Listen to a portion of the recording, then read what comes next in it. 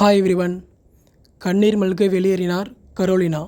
தற்போது நடந்துகிட்ருக்க பாரிஸ் ஒலிம்பிக்ஸில் பேட்மிண்டன் விமன் சிங்கிள்ஸில் ரொம்பவே வருத்தமான செய்தி தான்.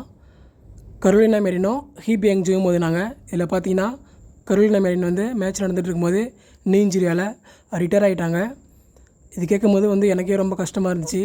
ஏன்னா கரோலினா மெரின் பார்த்திங்கன்னா ரொம்பவே எக்ஸ்ட்ராடினரி பிளேயர்னு சொல்லலாம். அவங்களோட ஃபுட் ஒர்க்காக இருக்கட்டும், அட்டாக்கிங் கேமாக இருக்கட்டும், டிஃபென்ஸ் எல்லாமே ரொம்பவே சிறப்பாக இருக்கும். அன்ஃபார்ச்சுனேட்லி பார்த்திங்கன்னா இன்ஜுரியால் ஃபைனல்ஸ் போக முடியல. இப்போ விட்டால் கூட ஒலிம்பிக்கில் கோல்டு வின் பண்ணலாம். அந்தளவுக்கு பார்த்திங்கன்னா அவங்களோட ஸ்ட்ராட்டஜி கேம் இருக்கும். இது பார்க்கும்போது எனக்கே ரொம்ப கஷ்டமாக இருந்துச்சு. ஏன்னா அவங்க கோச்சு காலெல்லாம் விழுந்து அழுது ரொம்ப ஃபீல் பண்ணிகிட்டு இருந்தாங்க. கரோலினா மெரின் இவங்க பார்த்திங்கன்னா 2016 ரியோ ஒலிம்பிக்கில் நமது நாட்டை சேர்ந்த பிவி சிந்துவை வீழ்த்தி கோல்டு வின் பண்ணியிருப்பாங்க.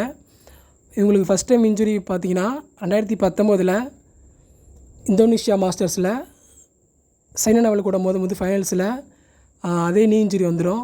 அதுக்கப்புறம் பார்த்திங்கன்னா 2 வருஷம் ட்ரீட்மெண்ட்டில் இருப்பாங்க. அப்புறம் 2022 திரும்பி மேட்ச்சுக்கு வந்தாங்க. ஆனால் அப்போது அவங்களோட பழைய ஃபார்ம் இல்லை.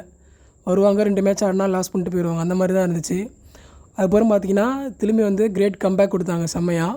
2023 பார்த்திங்கன்னா யூரோப்பியன் சாம்பியன்ஷிப்பில் கோல்டு வின் பண்ணாங்க. 2024 பார்த்திங்கன்னா ஆல் இங்கிலாந்து சாம்பியனில் கோல்டு வின் பண்ணாங்க. அப்புறம் யூரோப்பியன் சாம்பியன்ஷிப்பும் வின் பண்ணாங்க. இப்படி பார்த்திங்கன்னா பல சாதனை பண்ணியிருக்காங்க கரோலினா மெரின். இவங்க பார்த்திங்கன்னா பேட்மிண்டன் கியூன் ஆஃப் யூரோப்புன்னு சொல்லலாம். அவ்வளோ சிறப்பாடக்கூடிய கரோலினா மெரின். ஆனால் இன்ஜுரியால் இப்போ ரொம்பவே கஷ்டப்படுறாங்க.